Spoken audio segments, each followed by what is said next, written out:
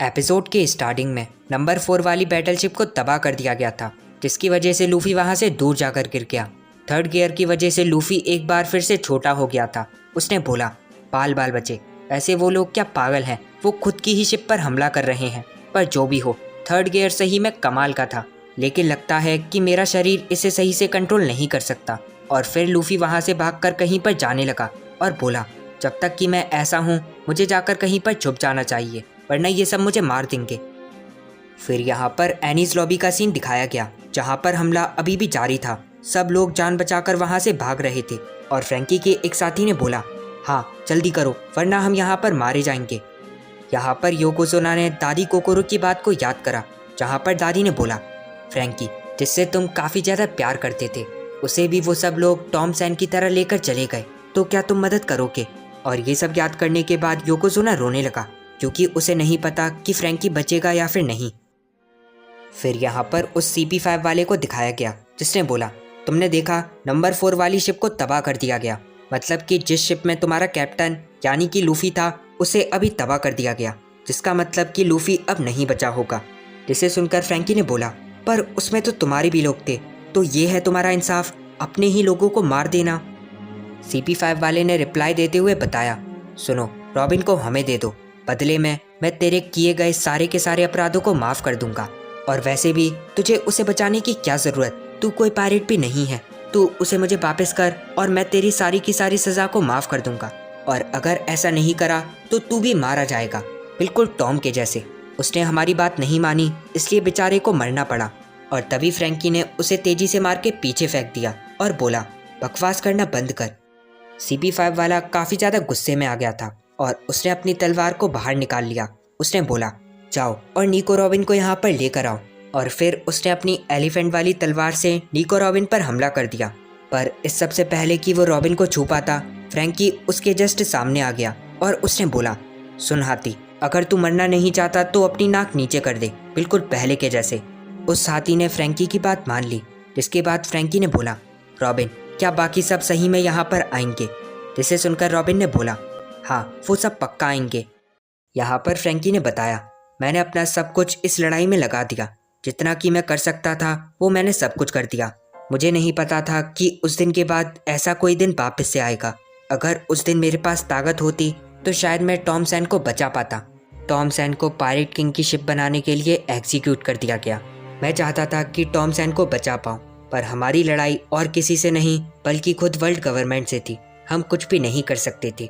जिन अपराधियों को Annie's lobby में लेकर जाया जाता वो वापस नहीं आ पाते। तब भी जो मैं कर सकता था मैंने वो करा। मैंने सी ट्रेन को रोकने की कोशिश करी, पर आखिर में मैं कुछ भी नहीं कर सका। मैंने गवर्नमेंट के सामने हार मान ली थी। पर आज उन सब लोगों ने गवर्नमेंट की बात को गलत साबित कर दिया, बस अपने एक दोस्त को बचाने के लिए। उन सब ने पूरी दुनिया को अपना दुश्मन बना लिया, वो भी बिना कुछ सोचे। मैं बोलूँ तो वो सही में कमाल के हैं। तब से लेकर अब तक मैं उस दिन के बारे में अभी तक नहीं भूला। जब भी मैं उस दिन को याद करता हूँ मैं सोचता हूँ कि जिसने ये सब करा मैं उस गधे को एक दिन कुचल कर रख दूंगा। और फिर उसने सही में उस हाथी से उस CP5 वाले को कुचल कर रख दिया और फिर बोला, बिल्कुल ऐसे ही। वैसे उन्हीं की वजह से मैं अपना सपना पूरा कर पाया। जिस गवर्नमेंट से लड़ाई करने के बारे में मैं सोच भी नहीं सकता था वो आज मैंने कर दिया, बस उन सब की वजह से। इसलिए आज अगर उन सब के लिए मुझे मरना भी पड़े तो मैं इसके लिए भी तैयार हूँ। पीछे से रॉबिन भी ये सब सुनकर खड़ी हो गई और उसने बोला, मैं भी लड़ाई करूंगी। तुम्हारे ही जैसे 20 साल पहले मेरा सब कुछ छीन लिया गया।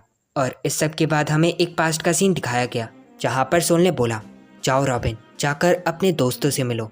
तुम्हारे दोस्त तुम्हारा इंतज़ार कर रहे हैं, ऐसे दोस्त जो तुम्हें हर समय बचाएंगे।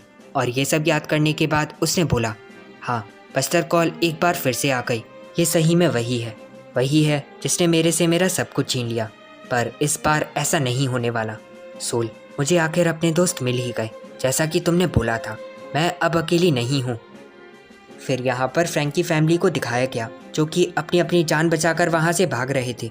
और उनमें से एक ने बोला, हाँ हम बस आ ही गए।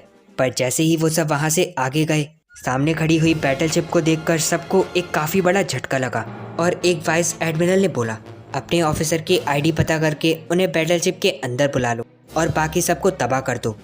एनीज लॉबी के सब ऑफिसर शिप के अंदर ले लिए गए। अब कोई बचा था तो वो थे फ्रैंकी फैमिली वाले।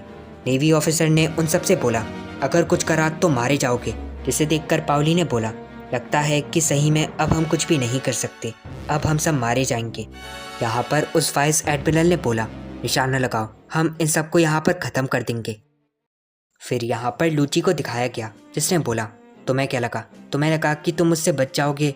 नहीं, तुम अब कुछ भी नहीं कर सकते। वैसे अगर ये सब थर्ड गियर की ताकत की वजह से है तो मेरी बात मानो कि तुम उसकी ताकत के लिए अभी तैयार नहीं हो। और तभी शेव की मदद से पास आकर उसने लूफी पर फिंगर पिस्टल से हमला कर दिया और फिर बोला, अगर ठीक से बताऊं तो तुम्हारा थर्ड गियर इस्तेमाल करना बिल्कुल बेकार गया और अब मैं तुम्हें एक ही बार में ख़त्म कर दूंगा। और फिर वो तेजी से लूफी पर अटैक बस करने ही वाला था, पर तभी एकदम से नीचे गिर गया। उसने बोला, नहीं, मैं नहीं हिल सकता। उसका थर्ड गियर तो सही में कमाल का था और इतनी देर में लूफी पहले जैसा नॉर्मल हो गया। उसने बोला, देखा, मेरा अटैक बेकार का नहीं था। फिर यहाँ पर ज़ोरो और बाकी सबको दिखाया गया, जो कि अभी थे उसी पानी के अंदर, और अगर अभी उन्हें कुछ भी नहीं करा तो वो सब डूब जाएंगे। ज़ोरो ने बोला, मुझे कुछ तो करना ही होगा, पर आखिर क्या? यहाँ पर उसॉप ने बोला, तो क्या यही थी मेरी ज़िंदगी? क्या मेरे जैसा महान इंसान आज पानी में डूबकर मर जाएगा? नहीं, ऐसा नहीं हो सकता। कैप्टन उसॉप कभी भी डूबकर नहीं मर सकता। और तभी किसी ने उन सबको पकड़ लिया। वो चीज़ उन सबको लेकर वहाँ से जाने लगी, पर आखिर ये चीज़ है क्या? शांजी ने उसे देखकर बोला, क्या क्या ये सही में वही है? ये नहीं हो सकता। तो क्या इसका मतलब पहले की वो कहानियाँ सही थी? जब लोग समुद्र में डूबने लगे तब एक जलपरी ने उन्हें बचा लिया। उन सब ने बताया कि वो बहुत ज़्यादा सुंदर थी, बिल्कुल इसी के जैसे। तो क्या ये सही में वही है? और अगर हाँ तो प्लीज़ प्लीज़ मुझे इस सपने से मत जगाओ। और फिर हमें उस सुंदर दिखने वाली जलपरी को दिखाया गया, जो कि और कोई नहीं बल्कि वो थी दादी कोकरो, जिन्होंने बोला, कसकर पकड़ो, मैं तुम सबको बचा लूंगी। सब उन्हें देखकर काफ़ी ज़्यादा चौंक गए थे और उन सब ने बोला, क्या क्या तो फिर ये थी जलपरी?